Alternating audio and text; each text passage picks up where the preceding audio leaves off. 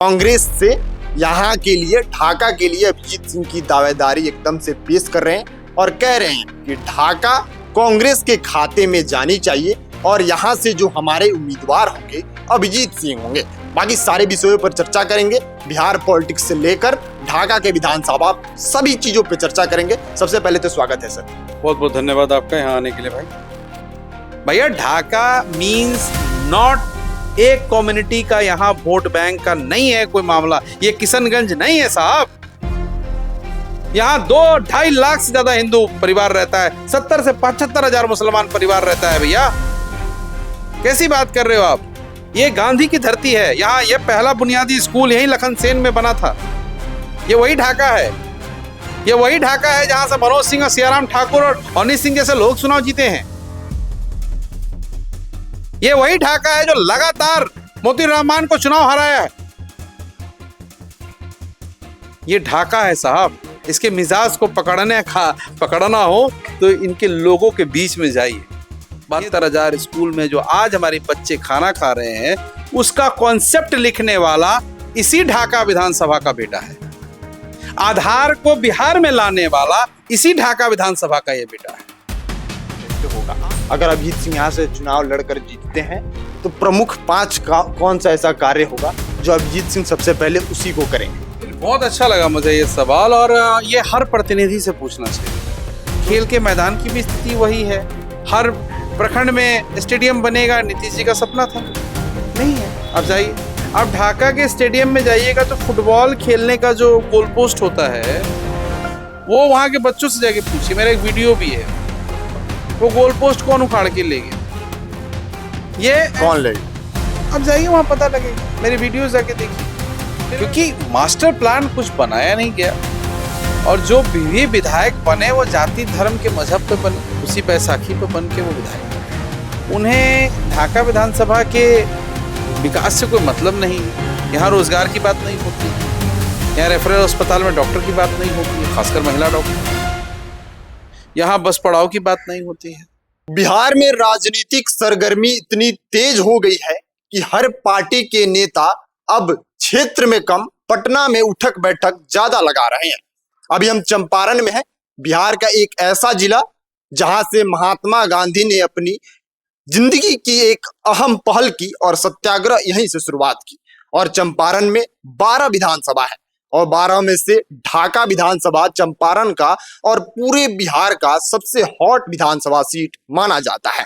अभी हमारे साथ 2020 के पूर्व प्रत्याशी अभिजीत सिंह हैं, जो पप्पू यादव के पुराने पार्टी जाप से हैं, लेकिन अब उनकी पार्टी कांग्रेस में विलय कर चुकी है। लेकिन पप्पू यादव अभी भी कांग्रेस से यहाँ के लिए, ढाका के लिए अभिजीत सिंह की दावेदारी एकदम से पेश कर रहे हैं और कह रहे हैं कि ढाका कांग्रेस के खाते में जानी चाहिए और यहाँ से जो हमारे उम्मीदवार होंगे अभिजीत सिंह होंगे। बाकी सारे विषयों पर चर्चा करेंगे, बिहार पॉलिटिक्स से लेकर ढाका के विधानसभा सभी चीजों पर चर्चा करेंगे। सबसे पहले तो स्वागत है सर। बहुत बहुत धन्यवाद आपका यहाँ आने के लिए भाई। अभी ढाका में हम बैठे हैं और ढाका में पिछले 20-30 सालों से अदल बदल रहती है सरकारें। बहुत लोग यहाँ से विधायक बने और सदन में जाके चिल्लाते भी हैं। लेकिन जब मैं ढाका में घूम रहा था तो देखा कि समस्याएं बहुत है, लेकिन जो सदन में उठाया जाता है वो समस्याएं बहुत अलग है। लेकिन जो ढाका में हम देख पा रहे हैं वो समस्याएं बहुत अलग है। इस पे क्या कहेंगे? देखिए, ढाका विधानसभा 15 सालों से है। आप देखेंगे तो ढाका विधानसभा के 15 सालों में 2 विधायकों को चुना, उलट के पुलट के किसी भी तरीके से। लेकिन जो बेसिक मुद्दे हैं ढाका विधानसभा की, सड़कों की, बाजार नीति की, आप अभी आए होंगे ढाका में तो आपको जाम मिला होगा। आप अभी घोड़ासान जाएंगे वहां जाम मिलेगा। आप बिरता चौक जाएंगे वहां आपकी गाड़ी डूब जाएगी। आप मदरसा चौक जाएंगे आपकी गाड़ी नहीं निकल पाएगी। ये स्थितियां हर जगह हैं। ढाका विधानसभा के पचपकड़ी चले जाइए, आपको रोड पे पानी मिलेगा। आप चैनपुर बाजार चले जाइए, गाड़ी नहीं चला पाइएगा। आप साइकिल से नहीं निकल पाइएगा। तो क्योंकि मास्टर प्लान कुछ बनाया नहीं गया, और जो भी विधायक बने वो जाति धर्म के मजहब पे बने, उसी बैसाखी पे बन के वो विधायक बने। उन्हें ढाका विधानसभा के विकास से कोई मतलब नहीं है। यहाँ रोजगार की बात नहीं होती है, यहाँ रेफरल अस्पताल में डॉक्टर की बात नहीं होती है, खासकर महिला डॉक्टर।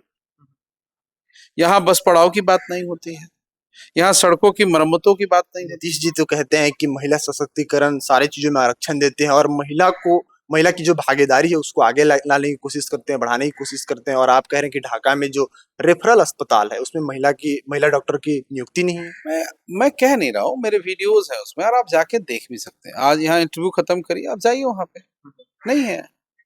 मैं कई महीनों से इस बात पे चर्चा कर रहा हूँ कि भाई वहां पे एक महिला डॉक्टर होनी चाहिए, क्योंकि रेफरल हॉस्पिटल है, वहाँ MRI CT स्कैन होना चाहिए, है ना। तो आप नीतीश जी एक मुख्यमंत्री हैं जो 20 साल से अपनी गद्दी को बचा के रखे हुए हैं, वो पूरे बिहार के संदर्भ में कह रहे हैं। और मैं एक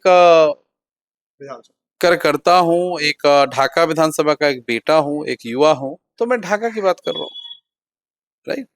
आप नीतीश जी कह रहे हैं तो नीतीश जी ढाका 1972 में बना हुआ अनुमंडल एक महाविद्यालय दे दीजिए हमारी बेटियों को पढ़ाने के लिए। मैं एक छोटा सा उदाहरण आपको दे रहा हूँ। अभी इंटर का परीक्षा खत्म हुआ है, रिजल्ट आया। मुझे ये बताइए कि कितनी हमारी घोड़ासहन और ढाका जो गर्ल्स स्कूल है, हाई स्कूल है, वहां की हमारी बच्चियां आगे की पढ़ाई, ग्रेजुएशन की पढ़ाई के लिए दाखिला लें। आपको हैरानी होगी कि लगभग 90 से 92% हमारी बच्चियां एडमिशन नहीं ले पाती हैं, क्योंकि हम इकोनॉमिकली, आर्थिक रूप से ढाका घोड़ासहन के लोग इतने सक्षम नहीं हैं कि वो सीतामढ़ी, मोतिहारी और रक्सौल जैसे शहरों में अपनी बच्चियों को रख सकें।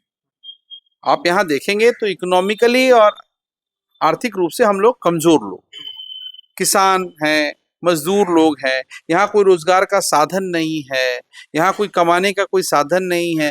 यहाँ के विधायक ने कभी नरेगा के ऊपर बात नहीं करी, यहाँ के पूर्व विधायक हो, वर्तमान विधायक हो, कभी रोजगार मेला के ऊपर बात नहीं करी, कभी इतनी फैक्ट्रियां लगने की बात होती है बिहार में, लगता तो कुछ नहीं है, लेकिन कम से कम सदन में अगर आप जीत के गए हो दोनों लोग, तो आपको तो वहां बात तो करनी चाहिए थी, अपनी जिम्मेदारी तो निभानी चाहिए थी। आपने तो अपनी जिम्मेदारी भी नहीं निभाई।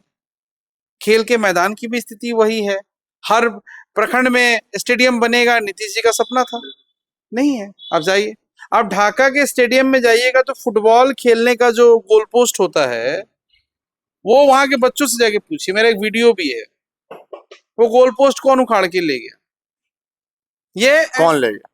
अब जाइए वहां पता लगेगा, मेरे वीडियो जाके देखिए। फिर मैं बोलूंगा तो वर्तमान आप गए थे ना वहां पे, तो आपको पता होगा कौन ले गया। वर्तमान विधायक जी कहेंगे कि हम पे ही सिर्फ बोलता है। भैया सत्ता में आप हो तो बोलेंगे किस पे? अगर ब्लॉक में भ्रष्टाचार है तो वर्तमान विधायक के कारण है, अगर ब्लॉक में, थाने में भ्रष्टाचार है तो वर्तमान विधायक के ऊपर ही आवाज उठेगा, अगर सड़कें टूटी हैं तो वर्तमान विधायक ही जाने। अरे पूर्व विधायक तो दुर्भाग्यपूर्ण है कि वो एक बार गलती से जीत गया। जो व्यक्ति अपने आप को प्रिंस लिखवाता हो, पूर्व विधायक की बात हो रही है, पूर्व विधायक यहाँ से आरजेडी के कोटे से फैसल रहमान थे, आप उन्हीं के साहब के बेटे, आप ऐसा कहिए, रहमान साहब के बेटे। फैसल रहमान भी विधायक रहे, वो भी जनप्रतिनिधि रहे, उनका कोई वजूद नहीं है। पहचान तो यही है, रहमान साहब के बेटे, प्रिंस राजकुमार। फैसल रहमान की कोई पहचान नहीं है क्षेत्र में। राजकुमार, अभिजीत सिंह उनको कोई नेता नहीं मानते। राजकुमार, अभिजीत सिंह उनको कोई जनप्रतिनिधि नहीं मानते। मैं तो उन्हें राजकुमार, वो लोग सारी दुनिया लिखती है राजकुमार। तो ये तो लोकतंत्र है, राजतंत्र तो खत्म हो गया। तो लोकतंत्र व्यवस्था में राजा, मतलब राजा के पुत्रों की कोई अहमियत तो होनी नहीं चाहिए। राजा का बेटा राजा बनेगा, ये कॉन्सेप्ट तो खत्म हो चुका ना। अब तो जो लड़ेगा वही जाएगा, जो चुप है वो घर में रह जाएगा, जो जीता है 20 में वो फिर 25 में खत्म। अभिजीत सिंह तो लगातार क्षेत्र में सक्रिय हैं। आप बोल रहे हैं कि राजा का बेटा राजा नहीं बनेगा, जो क्षेत्र में लड़ेगा वो विधानसभा में पहुंचेगा। क्या लगता है कि जनता इस बार दोनों दल के नेताओं को नकार के अभिजीत सिंह को सत्ता में लाएगी और अभिजीत सिंह को सदन में बैठाएगी, ताकि जिस आर्थिक स्थिति की बात कर रहे हैं, एक छोटा सा टिप्पणी ले लेते हैं आपसे, क्योंकि अपने आर्थिक स्थिति की बात कही कि यहाँ के लोगों की आर्थिक स्थिति इतनी सही नहीं है कि वो बड़े शहरों में अपने बच्चों को भेज सके। आज नरेंद्र मोदी कहते हैं और डेटा भी कहता है कि जो देश का इकोनॉमिक है वो चौथे नंबर पे आ गया, अर्थव्यवस्था। हमने जिसको पछाड़ा, जापान को, वो 5वें नंबर पे है और उसकी प्रति व्यक्ति आय सालाना 28 लाख रुपए है, हमारी 2 लाख से भी कम। एक रूरल एरिया में आएंगे तो 1 लाख से भी कम। तो इस पे क्या कहेंगे? छोटी सी बात मैं आप लोगों को कह रहा हूं, मैं आपकी छोटी सी बात आपके माध्यम से लोगों को भी बता रहा हूं। हम कंपेयर किससे कर रहे हैं? हम कंपेयर किससे कर रहे हैं? जापान से। जापान की जनसंख्या, जीडीपी वहां के पब्लिक जो जनसंख्या होती है उसका divided by the income, right. Hindustan की जो जनसंख्या है वो कितनी है? तो आप उस मैथमेटिक्स में ऊपर जा रहे हैं, आप पर पर्सन कैपिटा इनकम में नहीं जा रहे हो सर। वही बात मैंने कहा कि जापान के लोगों की प्रति व्यक्ति 28 लाख रुपए प्रति साल, और यहाँ के लोगों की 6,000 रुपए प्रति महीने, 3,000 रुपए, है ना। तो आप किसको, मतलब मुझे नहीं समझ में आता। ठीक है, लोगों को लग रहा है कि हमारा देश आगे जा रहा है, लेकिन मुझे जो पढ़े लिखे लोग हैं उन्हें पता है कि अब मिडिल क्लास के लोग भी ना अब गरीबी रेखा के नीचे जा रहे हैं। अच्छा, वापस हम ढाका पे आते हैं। जैसे आप बोल रहे थे कि जो लड़ेगा वो जाएगा, राजा का बेटा राजा नहीं बनेगा। अभिजीत सिंह तो 2020 से यहाँ पे मेहनत कर रहे हैं और लगातार जनता के टच में है। क्या लगता है कि यहाँ की जनता अब की बार दोनों दल को नकारेगी? अभिजीत सिंह 2016 से यहाँ पे काम कर रहे हैं। अभिजीत सिंह 2010 में आए और आधार लेके आए।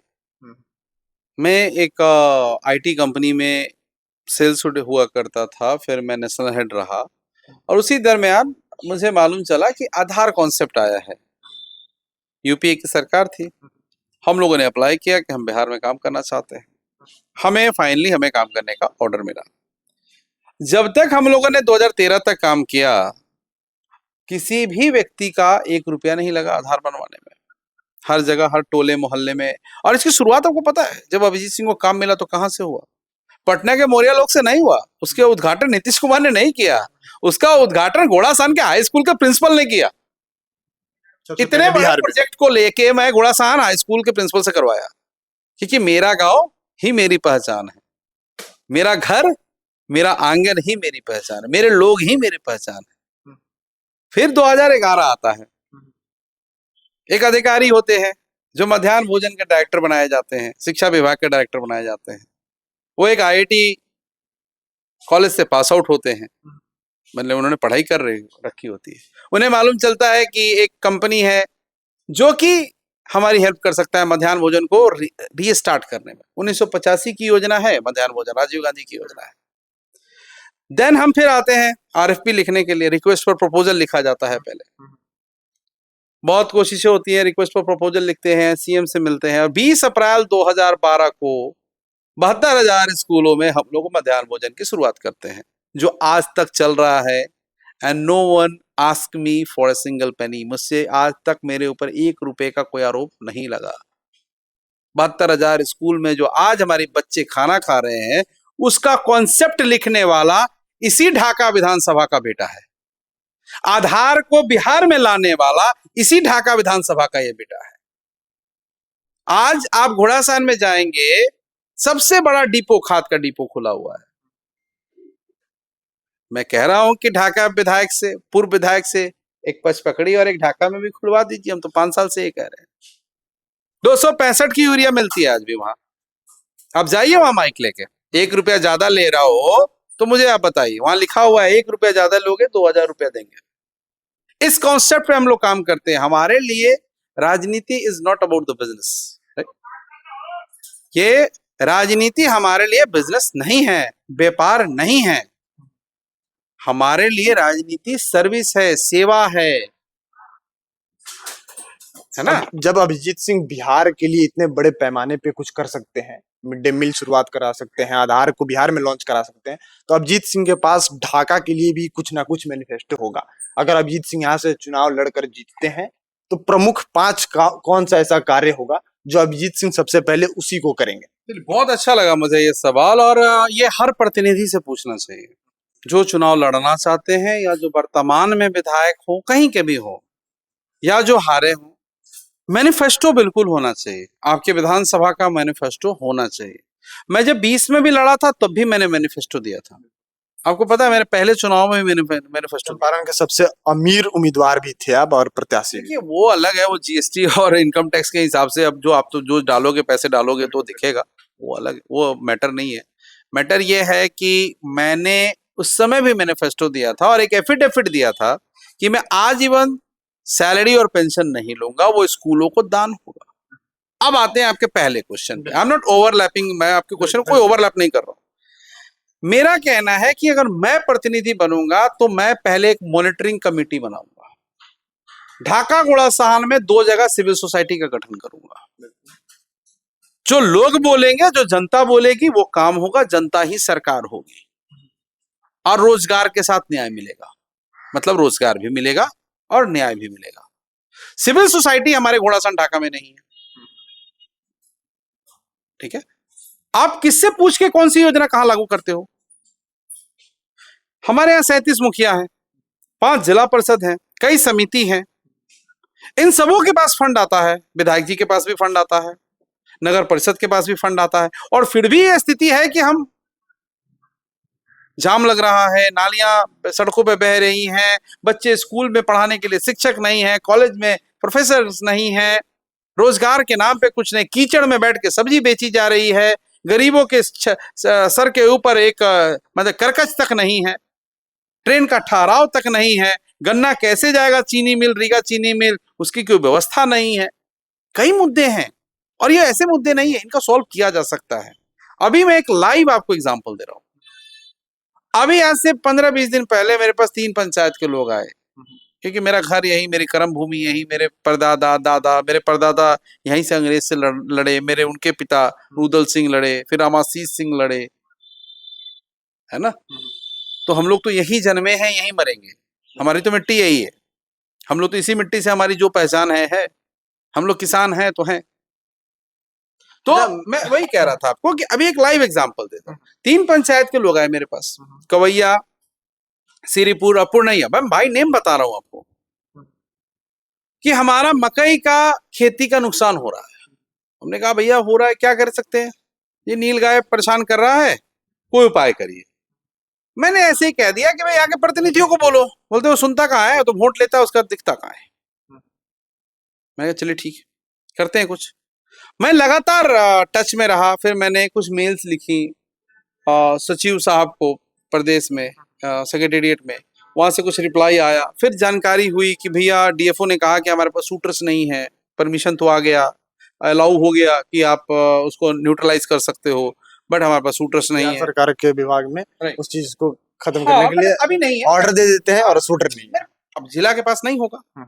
फिर हम लोग, मुझे पता लगा, मैंने फिर पटना फोन किया तो बोला कि नहीं, हाजीपुर से बात करिए, हाजीपुर ने कहाँ से अरेंज किया था, आप बात कर लो एक बार। फिर मैंने हाजीपुर बात करा, and then we will arrange from Hyderabad. वो हैदराबाद के आप अपने स्तर पे हैदराबाद से arrange मेरी कन्वर्सेशन हुई, एंड दे पीपल कम, वो लोग आए यहाँ पे, कल आए थे यहाँ पे, कल पूरे दिन रहे और बहुत ज्यादा न्यूट्रलाइज किया। और फिर वो 2-3 दिनों के लिए, क्योंकि हाजीपुर वाले को पता चल गया कि वो लोग आए हैं, तो हाजीपुर ने एक बार करवाया था कुछ, तो फिर उन्होंने बुला लिया 2 दिनों के लिए, और फिर वो 2-3 दिनों के बाद फिर यहाँ आएंगे। मैंने 3-4 पंचायत के लोग अभी आए थे मेरे पास फिर, कि भैया ये फेसबुक पे देखे जाए, जानकारियां हो गई उनको। तो अभी समनपुर, लौखान, अभी मेरे फेसबुक पे कमेंट आया है भेलवा, जहाँ की सड़क का निर्माण के लिए विधायक जी गए थे अभी, जो कहते थे माइक बंद काम चालू, और अब जाएंगे तो वहाँ कोई काम नहीं चल रहा है। वेरी ऑनेस्ट, अभी तक एलओए नहीं दिखा पाए विधायक जी। आपके हिसाब से माइक भी बंद, काम भी बंद। लेटर ऑफ एक्सेप्टेंस नहीं दिखा पा रहे हैं। अगर काम मिल गया है किसी एजेंसी को, then put the letter of acceptance on social media. बंद करा दो मुंह अभिजीत सिंह का, चुप करा दो अभिजीत सिंह को। देखिए होता क्या है ना कि हम, देखिए मैं वही कह रहा था कि हमारे यहाँ 3.5 लाख की जनसंख्या, 4 लाख की जनसंख्या है, जिसमें 3-3.5 लाख, 3 लाख लोग वोटर्स हैं। ये लोग गरीब लोग हैं। गरीब कहने का मतलब इनके पास रोजगार नहीं है, इनके पास संसाधनों की कमी है, ठीक है। ये लोग खेतों में मजदूरी करते हैं, पलायन है यहाँ से, बहुत ज्यादा लोग पंजाब, दिल्ली, गुजरात काम करते हैं। यहाँ आप गांव में घूमोगे, नौजवान नहीं दिखेगा आपको, या तो बुजुर्ग दिखेंगे या महिलाएं दिखेंगी। ये दुर्भाग्य है इस बिहार का, और इस चंपारण का, इस ढाका का, इसके ऊपर कोई काम ही नहीं होता है। There is like complete zero concept है कि इस पे हमें काम ही नहीं करना है। ढाका जीतने का मतलब है, अब आप बताता हूं मैं, वर्तमान विधायक, एक उपचुनाव हो रहा था मुजफ्फरपुर के कुड़िया कोई विधानसभा है वहां पे, उस समय वर्तमान सांसद और विधायक ढाका को पाकिस्तान, बांग्लादेश, पता नहीं क्या क्या वीडियो है सारे ऑनलाइन, उस पर बोलने लगे वो लोग। मुझे बड़ा खराब लगा कि भैया यही जनता आपको सदन तक भेजती है। मैं धरने पे बैठा, मेरे नेता भी आए, लेकिन उन लोगों ने कभी माफी नहीं मांगी। दे प्राउडली कि नहीं, हम नहीं माफी मांग रहे, हमने कुछ ऐसा किया, हम तो हंसी मजाक कर रहे थे। अब हंसी मजाक में यहाँ की जनता को आप गाली नहीं दे सकते हो सर। अभी आपने विपक्ष के ऊपर भी ये बात बोल दी, है ना, विपक्ष को आपने एक संज्ञा दे दिया। मैं कहता हूं आपको कि विपक्ष, कभी आप भी विपक्ष में थे, आप भी विपक्ष में होंगे आज नहीं कल, है ना। तो हमें हमेशा एक बात का ध्यान रखना चाहिए कि राजनीति तो करनी है, लेकिन विचारधारा पे और सिस्टम में, संस्कारों में, डिसिप्लिन में, अनुशासन में।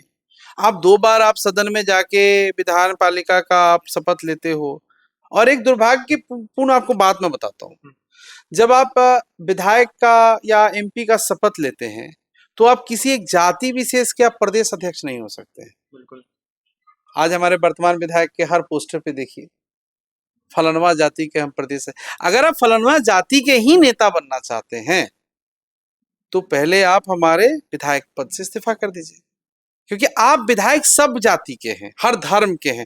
हमारा संविधान की शपथ का मतलब है कि आप हर जाति, हर धर्म, हर मजहब जो हिंदुस्तानी है, आप उसके प्रतिनिधि हैं। फिर आप कैसे लिख सकते हो, कैसे डिफाइन कर सकते हो? अच्छा, ढाका पे जब ढाका से बाहर निकलेंगे तो ढाका विधानसभा के बारे में ऐसा चर्चाएं होती हैं कि यहाँ के जो वोटर हैं या फिर जो जनप्रतिनिधि हैं वो हिंदू मुस्लिम ज्यादा करते हैं। यहाँ के जो वोट है वो 50-50 में डिवाइड होते हैं। और सबसे बड़ी चर्चा अभी चल रही है कि अगर AIMM से राणा रंजीत आते हैं, कांग्रेस से अभिजीत सिंह आते हैं, और आरजेडी से, क्योंकि आपका क्लियर है कांग्रेस का सीट जाए या ना जाए आप चुनाव लड़ेंगे ही लड़ेंगे। अगर आरजेडी से फैसल रहमान आते हैं, मर जाऊंगा लेकिन मैं ढाका नहीं छोड़ूंगा, ये बहुत क्लियर है। क्योंकि मैंने 4 साल अपने खून को पसीने होते हुए देखा है। मैं धूप में लोगों के लिए खड़ा हूं, मैंने आंदोलन किया है। वरुण सिंह की हत्या हो, उमेश सिंह की हत्या हो, मैं वहां पहुंचा हूं, मैंने उनके आंसू पोंछे हैं, तो मैं क्यों रुक जाऊं? मुझे एक का मतलब है 4 साल मैं क्षेत्र में रहा तो मैं रुकूंगा जो सड़क पे लड़ा है वो सदन जाएगा। चलिए सवाल को कंप्लीट कर लेते हैं। जनता ऐसा कह रही है कि AIMM से राणा रंजीत, आरजेडी से फैसल रहमान और अभिजीत सिंह, ये तीनों वोट काट लेंगे और आपस में बांट लेंगे। पवन जायसवाल का रास्ता फिर से साफ है, इस पे क्या कहेंगे? देखिए, ये जो लोग कह रहे हैं वो लोग, ऐसा है, वो खास लोग हो सकते हैं, किसी के हो नहीं हो। कौन, देखिए, महागठबंधन से एक ही उम्मीदवार लड़ेगा। रह गई बात AMI कहाँ लड़ेगी, नहीं लड़ेगी, क्या करेगी, नहीं करेगी, अभी हमारे गठबंधन में तो है नहीं। वो बात चल रही है विलय की, क्या हो सकता है कि यहाँ से उनको सीट दिया जाए? गठबंधन की बात हो नहीं हो, अब वो कभी MP का चुनाव लड़ते हैं, 24 में MP का लड़े, 25 में विधानसभा का लड़ेंगे। अब हम, मेरे छोटे भाई, हम आगे नहीं बोलना चाहते। 26 में भी चुनाव है। किस चीज का? 26 में पंचायत चुनाव है, आपका क्या इशारा है? वो छोटे भाई हैं, अब अगर वो लड़ना चाहते हैं तो लड़े, लोकतंत्र की व्यवस्था है, लड़ने में से तो किसी को रोक टोक नहीं है। लेकिन जब आपको ढाका के लोगों की जरूरत थी तो ये RJD के उम्मीदवार और AMI के उम्मीदवार कहां थे? जब लोगों को एक व्यक्ति, एक लीडरशिप की जरूरत थी, चाहे वो फुलवरिया घाट हो, चाहे वो बस का पड़ाव हो, चाहे ट्रेन स्टेशन का, अभी स्टेशन आप देखिए जाके मॉडल स्टेशन बन रहा है। मुझे बताइए, पूर्व विधायक, वर्तमान विधायक कोई चिट्ठी दिखा दे, कोई दिखा दे। मैं दावे के साथ कहता हूं, भैया दिखा दो मुझे, आपके स्क्रीन पे कह रहा हूं, दिखा दो मुझे एक लेटर, एक चिट्ठी दिखाई, मेरे पास है, मेरे फोटोज, मेरे वीडियोज हैं। मैं GM तक गया, DRM तक गया, सब जगह गया। रक्सौल नहीं बन रहा है सर, बरगिनिया नहीं बन रहा है, लेकिन घोड़ासान बन रहा है। यहां मैंने GM को उतारा 2020 में, यस, पूरा घोड़ासान, पूरा ढाका देख रहा था। अरे बोलिए, समझे ना, ये सारा का सारा लोग देख रहा था। मैंने वहां भी डिमांड किया और सब लोगों ने सुना कि यहाँ पे तीसरा प्लेटफॉर्म दिया जाए। और डबलिंग में मैं आपके सामने कह रहा हूं कि दरभंगा से रक्सौल जो डबलिंग होगी उसमें तीसरा लाइन मिलेगा हमें, हमारा एक्सप्रेस ट्रेन का ठहराव भी होगा। आप टेक्निकली लड़ाई लड़ो ना सर। जब मैंने मुख्यमंत्री को फुलवरिया घाट के लिए चिट्ठी लिखता हूं तब आप आनंद फानंद में पूजा करते हो। बाकी लोग जो ये आ गए हैं, अब मौसम आ गया चुनाव का, 4 महीने 5 महीने से, तो ये लोग पहले कहां थे? कहां थे? रेफरल हॉस्पिटल में महिला डॉक्टर नहीं है, आशा दीदियों का धरने में कहां थे? कब दिखे हो तुम? भैया दिखते हो नहीं। मैं टिकट कहीं से ले आके जुगाड़ करके धर्म और जाति के नाम पे ले आके कर लेना है। क्या यहाँ के जो वर्तमान या पूर्व विधायक हो धर्म जाति के नाम पे यहाँ पे लड़ते हैं? बिल्कुल लड़ते हैं। एक जात में जात, दूसरे काक में धर्म, और चल दिए इस बैसाखी के भरोसे आप सदन में सनम। यही करते आ रहे हो आप लोग। इसी को तोड़ देना है। न जात, न पात, न धर्म, न सिंबल, इंसानियत के रूप में हमें चुनाव चाहिए। हमें ढाका के एजेंडे पे चुनाव चाहिए। हमें ढाका की विचारधारा के ऊपर चुनाव चाहिए। भैया ढाका मींस नॉट एक कम्युनिटी का, यहां वोट बैंक का नहीं है कोई मामला। ये किशनगंज नहीं है साहब। यहां 2-2.5 लाख से ज्यादा हिंदू परिवार रहता है, 70 से 75 हजार मुसलमान परिवार रहता है। भैया कैसी बात कर रहे हो आप? ये गांधी की धरती है। यहाँ ये पहला बुनियादी स्कूल यही लखन सेन में बना था। ये वही ढाका है। ये वही ढाका है जहां से मनोज सिंह और सियाराम ठाकुर और हनी सिंह जैसे लोग चुनाव जीते हैं। ये वही ढाका है जो लगातार मोतीलाल रहमान को चुनाव हराया है। ये ढाका है साहब। इसके मिजाज को पकड़ना हो तो इनके लोगों के बीच में जाइए। ये 2-4 लोगों का वीडियो देख के नहीं होगा। आप लोगों के बीच में जाइए। आप इतनी दूर से आए हैं, आप लोगों का मिजाज पकड़ना है तो लोगों के बीच में जाइए। अच्छा, जब अभिजीत सिंह क्षेत्र में इतना काम करते हैं बिना जीते हुए, बिना सदन में पहुंचे हुए, चाहे वो बात मिड डे मील का हो या क्षेत्र के लिए हो, स्टेशन की बात हो, कहाँ चूक हो जाती है? कहीं चूक नहीं होती। ये आप चुनाव नहीं जीत पाते हैं, जब इतना क्षेत्र में काम ही कर पाते हैं तो अभिजीत सिंह क्षेत्र में निकलते होंगे तो इस चीज को देखते होंगे, सोचते होंगे, गौर करते होंगे, चूक कहाँ होती है? कहीं चूक नहीं हुई। देखिए मैं 16 से मैं एक्टिव हुआ एज ए पॉलिटिशियन, और तब मैंने कहा कि बदलेगा ढाका तो बदलेगा बिहार। और हमने उस समय महाविद्यालय के सबसे पहले मैंने मांग उठाया। मेरे जहन में हमेशा एक बात रहती है, मैं भी 2 बेटियों का पिता हूँ, तो मुझे लगता है कि बेटी को पढ़ाना चाहिए, बेटी को शिक्षित करना चाहिए। बेटी को पढ़ाने से आप 2 परिवारों को सुरक्षित करते हो, एक माँ बाप का परिवार और एक वो नया परिवार जहां वो जाएगी। तो अगर बेटी को दहेज में कुछ देना है, बेटी को अपने जीवन में कुछ देना है, बेटी को और कुछ देना ही है तो शिक्षा दीजिए। पहले एक रोटी कम खाइए, एक शाम मत खाइए, लेकिन बेटी को शिक्षित करिए। क्योंकि बेटी ही एक ऐसी व्यक्ति होती है, एक विशेष है, जो समाज के निर्माण में भी काम आता है। बेटी ही आगे जाके बहू बनती है, घर का निर्माण, नए घर का निर्माण करती है, नए जनरेशन, जो नई पीढ़ी होती है उसका निर्माण करती है। तो बेटी शुड बी एजुकेटेड, बेटी पढ़ी लिखी होनी चाहिए। तो बेटियों को पढ़ाने का मेरा अपना कॉन्सेप्ट था, और तब से मैं एनालाइज कर रहा हूँ कि हमारी बेटियां इंटर के बाद ग्रेजुएशन नहीं कर पाती है। सरकार लाख योजना बनाए, लाख आरक्षण दे बेटियों को, लेकिन जब ग्रेजुएट नहीं होंगे तो आपको नौकरियां कहां से मिलेगी? इसीलिए मैं कहता हूँ ढाका में एक महाविद्यालय होना चाहिए, घोड़ासान के महाविद्यालय का विकास होना चाहिए, सीटें बढ़नी चाहिए, प्रोफेसरों की सीटें बढ़नी चाहिए, क्लासरूम के ऑक्यूपेशंस ज़्यादा हैं, उसका नंबर ऑफ क्लासरूम्स बढ़नी चाहिए। यहाँ जो पढ़ाइयों की कमी है, आप देख लीजिए, ये बॉर्डर एरिया है। घोड़ासान जो है ये बहुत ही इंपॉर्टेंट प्लेस है as per compare border. Raxaul और बर्गिनिया के बीच में बहुत महत्वपूर्ण जगह है, बहुत ही महत्वपूर्ण जगह है।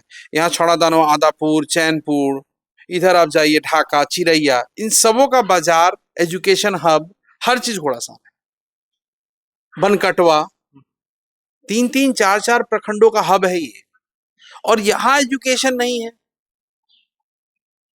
यहाँ स्वास्थ्य सुविधाएं फेल है, यहाँ बस का पड़ाव नहीं है, यहाँ ट्रेनें नहीं रुक रही हैं। मतलब आप कह सकते हैं कि यहाँ से 30 से 40 हजार बच्चे हैं जो ग्रेजुएट करने के लिए बाहर इनको निकलना पड़ता है। नहीं निकल पाते हैं sir, they are not capable enough, because हमने कहा ना कि आर्थिक स्थितियां हमारे लोगों मतलब की ठीक कॉलेज के अभाव में, आर्थिक स्थिति के अभाव में नहीं पढ़ाई कर छोड़ देते हैं। छोड़ देते हैं, वो बाहर कमाने चले और जाते यहाँ हैं। के जनप्रतिनिधि यहाँ 20-30 साल से इस पे ध्यान ही नहीं दिए कि कम से कम 30 से 40 हजार बच्चे जो बाहर जाकर पढ़ सकते थे, या ढाका में उस चीज की व्यवस्था हो सकती थी, पढ़ सकते थे। जबकि हमारी सरकार हो, चाहे हमारे प्रधानमंत्री है, जो भी है, सारे लोग कहते हैं कि देश का युवा है वो भविष्य है, लेकिन उसी भविष्य को पढ़ने नहीं दिया जा रहा है, बढ़ने नहीं दिया जा रहा है। देश का युवा भविष्य है नहीं है, लेकिन नेता लोग जो युवा है उसको एज सिर्फ वोटर यूज कर रहा है। उसे भविष्य बनाने का काम में कोई पार्टी हो अभी तक काम नहीं कर रही है। 70-75 साल हो गए इसमें दोषी अभिजीत सिंह दोषी किसको मेरी मानते हैं? बात सुनो। सरकार को, विधायक को, या यहाँ की जनता को, सर, जो वोट देती है हर साल देखिए, और इस अगर चीज का डिमांड नहीं करती है? अगर आप ये बात करेंगे ना सर, तो सबसे ज्यादा गलती अगर किसी की है तो वो जनता की है। सबसे ज्यादा गलती है, वेरी ऑनेस्ट। अगर गलती है, गलत लोगों को आप चुनते हो। एक बार गलती होती है, लेकिन हर बार आप वही गलती। आप गलत लोगों को चुनते हो। आप जाति धर्म का नारा बुलंद जो करता है आप उसके साथ चले जाते हो। आप जब पेट में दर्द हो तो आप एजुकेटेड डॉक्टर, एमबीबीएस खोजते हो, एमएस खोजते हो, एमडी खोजते हो, राइट? लेकिन जब आपको एक सशक्त वकील की जरूरत पड़ती है जो आपकी व्यवस्था के लिए पटना और जिला इकाई में आपकी बातों को रखे, तो फिर आप एजुकेशन को महत्वता क्यों नहीं देते हो? फिर आप क्यों नहीं खोजते कि नहीं, जो भी व्यक्ति आएगा वो पढ़ा लिखा आएगा और वो एजेंडा लेके आएगा, मैं उसी को मदद करूं। देश की आजादी हो गई 70-75 साल यार। जो इंटर नहीं है, जो ग्रेजुएट नहीं है, they have no right to fight the elections. जिनके पास कोई कॉन्सेप्ट नहीं है, वो जाति धर्म के नाम पे सिर्फ चुनाव लड़ना एजुकेशन चाहते हैं। सिस्टम आना चाहिए बिल्कुल पॉलिटिक्स आना में। चाहिए, बिल्कुल आना चाहिए। सबसे ज्यादा बिल की जरूरत अगर कहीं है, ऑडिट की जरूरत है, तो पॉलिटिकल सिस्टम में है इस हिंदुस्तान में। सैलरी बढ़ाने के लिए तो वो लोग बैठ के बहस कर लेते हैं, लेकिन इस चीज के लिए बहस नहीं कर पाते। Should be not paid. तनख्वाह नहीं होनी चाहिए, स्टाइपेंड होना चाहिए। बहुत बड़ी बात कह रहे हैं। आप भी सदन में जाने वाले हैं, आप भी अगर भविष्य में आप भी चुन के जाएंगे और इस बात को आप कह रहे हैं कि जो जनप्रतिनिधि हैं उनकी सैलरी बंद हो जानी चाहिए। उनको जैसे बच्चे बाहर में पढ़ते हैं या यूनिवर्सिटी में पढ़ते हैं तो उनको काम के बदले में स्टाइपेंड दिया जाता है, तो वैसे ही आप मैंने 2020 में एफिडेविट दिया कि मुझे अपनी सैलरी और पेंशन्स में स्कूल और कॉलेजेस को दान दूंगा। और आपके माध्यम से वर्तमान और पूर्व विधायक से मैं पुनः कह रहा हूँ, कह लो हाथ जोड़ लेता हूँ, बड़े लोग हैं वो लोग, एक राजा हैं, एक राजा के पुत्र हैं, प्रिंस हैं, तो डर लगता है थोड़ा सा। हाथ जोड़ के कह रहा हूँ कि अपनी सैलरी और पेंशन गर्ल्स स्कूल ढाका और घोड़ासान को दे दीजिए कि हमारी बेटियां एसी में पढ़ेंगी। है हिम्मत तो दीजिए। The politician has to be not paid as a salary, they has to paid as a stipend. ये हमारे यहाँ नियम आना चाहिए। कैंटीन बंद हुआ ना लोकसभा का, और किसी भी विधायक को किसी भी तरीके का फंड नहीं मिलना चाहिए। जो भी कोटा कोटा कोटा कोटा। आज 1 साल का मोबाइल 3,000 में रिचार्ज हो जाता है और उसको मोबाइल के लिए 28,000 रुपए मिल रहा है। बंद होना चाहिए पैसा। ड्राइवर अलाउंस बंद होना चाहिए। अगर अभी अभिजीत सिंह ड्राइवर रख सकते हैं, ही इज कैपेबल एनफ, तो जीतने के बाद भी रख सकते हैं। नेताओं की आर्थिक स्थिति पता देखने के बाद अगर उसको कुछ हेल्प कर किया जा सकता है कि कुछ गरीब भी पॉलिटिशियंस जीत के आते हैं, होना चाहिए। बिहार की जनता जब प्लान करती है किसी राज्य में जाने के लिए तो ट्रेन में सीट नहीं मिलता है और उसी सांसद विधायक के लिए उसी ट्रेन में कोटा रहती है। ये गलत है ना सर। पहली बात है, आपको एक बात बताता हूं मैं। बहुत साल पहले, उस समय शायद हम लोग दिल्ली में पढ़ते थे या उस छोटे ही थे। अभिजीत सिंह भी शिक्षा के लिए प्लान किए हैं? हाँ बिल्कुल, मैं दिल्ली में ही पढ़ा हूँ और यहाँ एजुकेशन नहीं थे उस समय, तो मैं दिल्ली में ही पढ़ा हूँ। मेरे कॉलेज भी वहीं हुआ, मेरी नौकरी भी वहीं हुई है। सो लेकिन आप देखोगे कि महाराष्ट्र में बाल ठाकरे नाम का एक व्यक्ति था जिसने लुंगी वालों को मारना शुरू किया कि भैया तुम जाओ यहां से। लुंगी वाला is not mean the Bihari and UP वाला। लुंगी वाला मीन्स मद्रासी, राइट? और वो मद्रासी जब मद्रास वापस गए, उन्होंने आंदोलन कर दिया कि भैया हम नहीं जाएंगे अब कहीं कमाने वाने, अपने मद्रास को बना लो बढ़िया। और आज मद्रास महाराष्ट्र के लोग जाते हैं और आज बिहार को वैसा बनाना पड़ेगा। यहाँ के नेता तो जब बाहर में मजदूर पिटाते हैं तो यहाँ के नेता तो जाके उनके घर पे पार्टी करते हैं, केक काटते हैं, डिनर करते हैं, बड़े बड़े होटलों में रहते हैं। यहाँ के नेता दोषी हैं? मैं वही बिल्कुल दोषी हूँ। इसीलिए कहता हूँ कि बदलेगा ढाका तो बदलेगा बिहार। पहले घर बदलेगा तो पूरे प्रदेश की चिंता करें। अभिजीत सिंह जब यहाँ से विधानसभा जाएगा तो यहाँ रोजगार मेला लगेगा, यहाँ महिला डॉक्टर होंगी, यहाँ 37 उप केंद्रों में रोटेशन के हिसाब से डॉक्टर अवेलेबल होंगे। आप इसको एकदम रिकॉर्ड करके रख लो सर। बस सारा चीज रिकॉर्ड हो रहा है और सारे चीज अगर सदन में आप जाते हैं और एक एक काम पे आपके प्रकाश डाला जाएगा। अगर नहीं करते हैं फिर मैं ही आवाज उठाऊंगा। मैं आपको कह रहा हूँ, मैं तो पहली बार एफिडेविट दिया, 15 साल बनाम 3 साल। मैं आज भी कहता हूँ मुझे 3 साल के लिए विधायक बनाओ। If I am not capable and I will resign. ये कोई कमाने की जगह थोड़ी है। अगर मैं अच्छे से विधानसभा में आपकी बातों को नहीं रख सकता हूं, then I have no right to survive there. मुझे चला जाना चाहिए वहां से, किसी नौजवान को आना चाहिए, नए आदमी को आना चाहिए। यहाँ के तो विधायक बेबाकी से बोलते हैं, संसद विधानसभा में बोलता है लोग कि यहाँ के विधायक बोलते हैं, लेकिन आप बोल रहे हैं कि क्या अक्षर बोलते हैं? क्या बोलते हैं? मोतिहारी में एयरपोर्ट चाहिए, ये वहां के विधायक के मुंह में आवाज नहीं है, मोतिहारी के विधायक के मुंह में, कि ढाका के विधायक को बोलना पड़ रहा है? क्या बोलते हैं? कभी रोजगार के ऊपर चर्चा करी उन्होंने विधानसभा में? कभी स्वास्थ्य के ऊपर उन्होंने बोला? कभी बस पड़ाव के ऊपर बोला? बाजार नीति को लागू करवाने के लिए कभी बोला? कभी ये बोला कि हमारे किसानों की क्षति हुई है हजूर, हमारे यहाँ क्षतिपूर्ति दी जाए?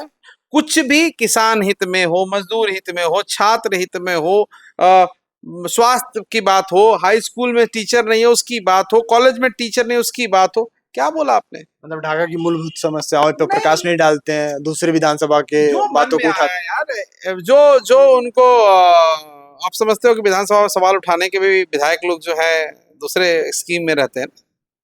किस स्कीम में रहते हैं? जनता जानना चाहती है, क्योंकि आप नेता हैं, आप जानते हैं, तो जनता जानना चाहिए कौन सी स्कीम में। आप उनसे पूछिए कि वो किस बारे में बात कर रहे हैं। वो बिहार के आंगनवाड़ियों के बारे में बात करेंगे, बिहार की बात करेंगे, वो समूचे 38 जिला की बात करेंगे। भैया, you are the representative of 21 Dhaka विधानसभा, you are not next to CM. तो आप कह रहे हैं कि सोशल मीडिया का जमाना है, तो जो बात पॉपुलर हो सके, बड़े नेता बन सके, या कुछ भी बोल देना ताकि लोग नजर में रहे, तो वर्तमान विधायक वही करते हैं। मुझे तो लगता है सर वो थोड़ा ज्यादा बोलते हैं, उनको बोलने से पहले थोड़ा सोचना चाहिए। और एक कहावत है ढाका में, आप जाएंगे तो आपको ज्ञात होगा, या मेरे सोशल मीडिया को स्क्रॉल करेंगे तो आपको ज्ञात होगा, जो अभिजीत सिंह बोलता है वही वर्तमान करता है।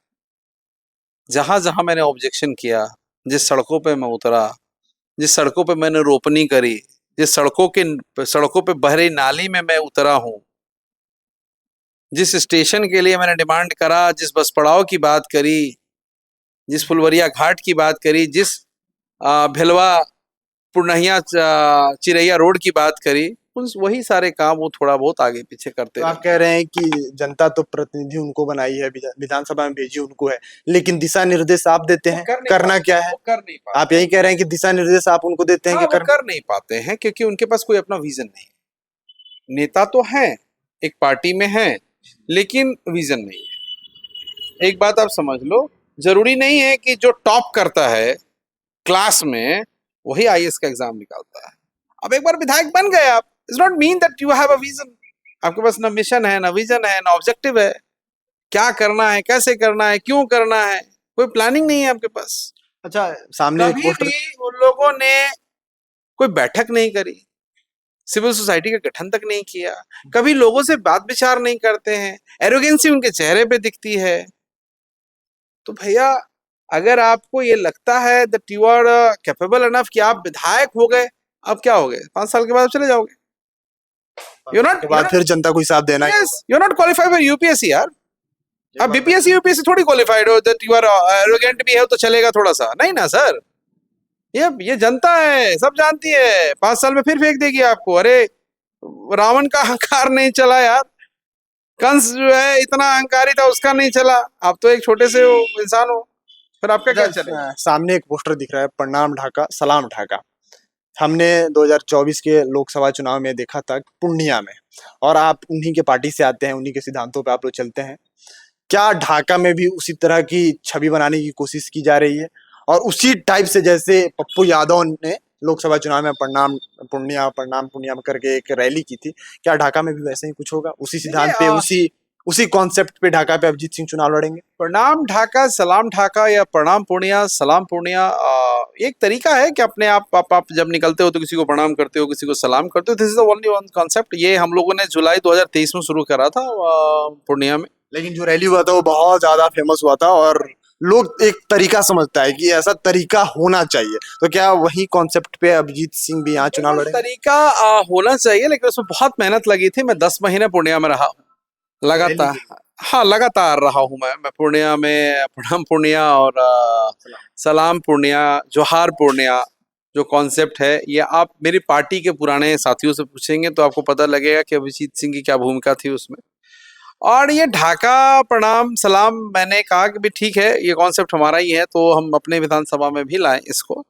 एंड मकसद ये नहीं है कि हम इस यहाँ स्टार्ट कर रहे हैं। पप्पू यादव 20 साल के बाद पूर्णिया गए थे चुनाव लड़ने के लिए, लेकिन अभिजीत सिंह चुनाव 2020 में हारने के अगले दिन सुबह से लोगों के बीच में है। This is the biggest difference. तो आप कह रहे हैं कि उतनी बड़ी रैली हमें करने की जरूरत नहीं है क्योंकि हम हर रोज जनता के बीच में देखिए रैली वो पार्लियामेंट का चुनाव था जिसमें 12 विधानसभाएं थी, 98 पंचायत था, 21 नगर निकाय थी। क्योंकि मैं वहाँ इन्वॉल्व था तो I know each and everything. यहाँ 37 पंचायतें हैं और लगभग 3.5 लाख लोग हैं। अभिजीत सिंह ने कई बार ऐसी रैलियां करी हैं। मेरे पिछले नॉमिनेशन की रैली ही बहुत बड़ी रैली थी। मुझे किसी स्टार और फिल्म स्टार को बुलाने की जरूरत नहीं पड़ती है। घोड़ासान और ढाका के हर आंगन अभिजीत सिंह की माँ का आंगन है। और जब मालूम चलता है कि अभिजीत बउआ के और अभिजीत बेटा के कोई रैली है तो लोग खुद ही आ जाते हैं। एक छोटा सा टिप्पणी, इस भीड़ को वोट बैंक में तब्दील क्यों नहीं कर पाते हैं अभिजीत सिंह? नहीं, मेरा पहला चुनाव था 2020 एंड उसमें मेरे पास बहुत कम समय था to explain myself, to express myself. और बहुत सडनली मुझे पप्पू यादव जी ने कहा कि आप चुनाव लड़ रहे हैं, राइट? उनके input पे आप- हाँ, तो उन्होंने इनपुट दिया कि नहीं आप चुनाव लड़ रहे हो, आपका जो कॉन्सेप्ट है बदलेगा ढाका, बदलेगा बिहार, आप ढाका से चुनाव लड़ोगे। तो मैंने कहा सर ठीक है, आपका ऑर्डर से तो मैं लड़ूंगा। क्योंकि मैं दिल्ली यूनिवर्सिटी में मैं जब था तब मैंने कुछ छात्र राजनीति में मैं था। उसके बाद मैं फिर अपने नौकरी में गया और मैं डालमिया ग्रुप में नेशनल हेड तक रहा। देन अभी परहित को मैं लास्ट नेशनल हेड करके छोड़ा मैंने 2012-13 में, जब मैं मध्याह्न भोजन की आरएफपी फाइनलाइज करी, परहित का ही मैंने करा। उसका मुझे लगा कि मुझे बिहार में रहना चाहिए, अपने पिता अपने माँ के साथ रहना चाहिए।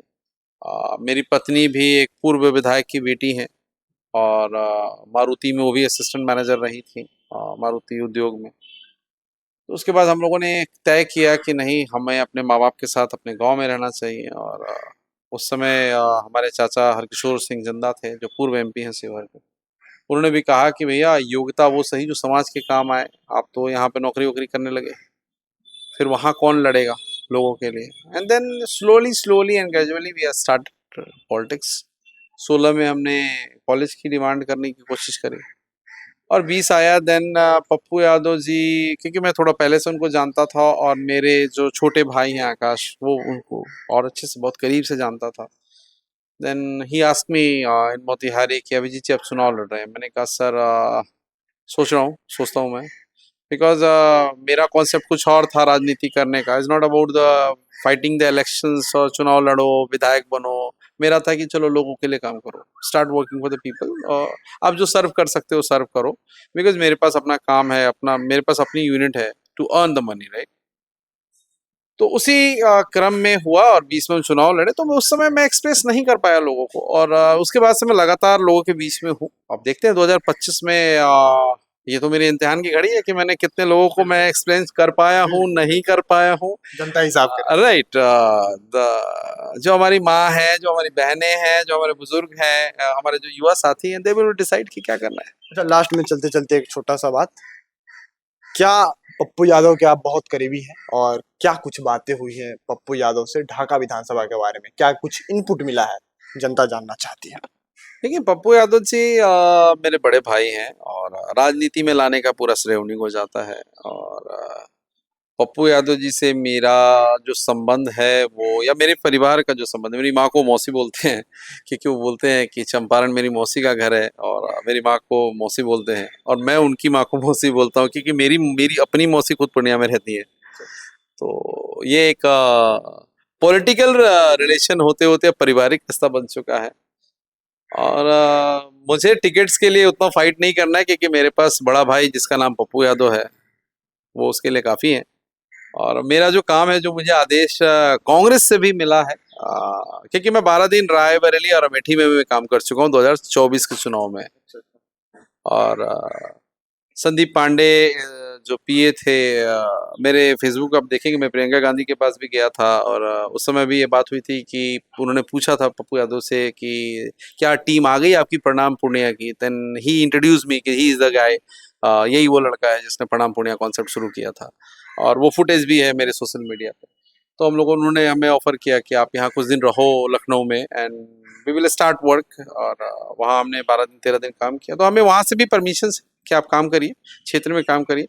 टिकट्स मिलना या क्या होना, they will be decided by the senior leaders, उस पर बड़े नेता डिसाइड करेंगे। मुझे लगता है कि हम लोगों को as a leader, as a worker, as a karyakarta हमें अपना काम करना चाहिए, चुपचाप अपना काम करना मतलब चाहिए। सीधा सीधा तौर पे कहें तो डायरेक्टली इनपुट मिल चुका है कि आप क्षेत्र में रहिए, टिकट की चिंता छोड़ दीजिए, आपका बड़ा भाई है, टिकट की अरेंजमेंट वहीं देखेगा। बिल्कुल ये क्लियर है कि मुझे बिल्कुल क्लियर ऑर्डर है कांग्रेस और मेरे बड़े भाई की तरफ से कि आप अपना पूरा फोकस, पूरा समय आप क्षेत्र में रहें, आखिरी डेट तक रहें और आप लगे रहें। हम पप्पू यादव जी तो हमेशा कहते हैं कि ना मैंने पूर्णिया छोड़ा ना मैं ढाका छोड़ूंगा, लड़ना आता है। लड़ना तय। चलिए, बहुत बहुत धन्यवाद हमसे बातचीत करने के लिए। बहुत बहुत धन्यवाद आपका। तो ये रिपोर्ट थी पूरी चंपारण के ढाका विधानसभा से। यहाँ पे लगभग 2.5 लाख से ज्यादा वोटर हैं और यहाँ की राजनीति ऐसी समझिए कि आधे हिंदू और आधे मुस्लिम वोटर डिसाइड करते हैं कि कौन सत्ता में बैठेगा। वोट मार्जिन का भी अंतर 8 से 10 हजार का ही रहता है हार जीत के भीतर, और एक विधानसभा और विधायक का चुनाव बहुत ही महत्वपूर्ण हो जाता है जब 8 से 10 हजार के बीच में हार और जीत का फासला तय हो। बाकी आप क्या सोचते हैं, अपनी राय और प्रतिक्रिया कमेंट बॉक्स में जरूर बताइएगा। मिलते हैं अगली चुनावी चर्चा पे, तब तक के लिए आप बने रहिए नेक्स्ट जन ब्रॉडकास्ट के साथ। मैं शुभम उपाध्याय, बहुत बहुत धन्यवाद आपका।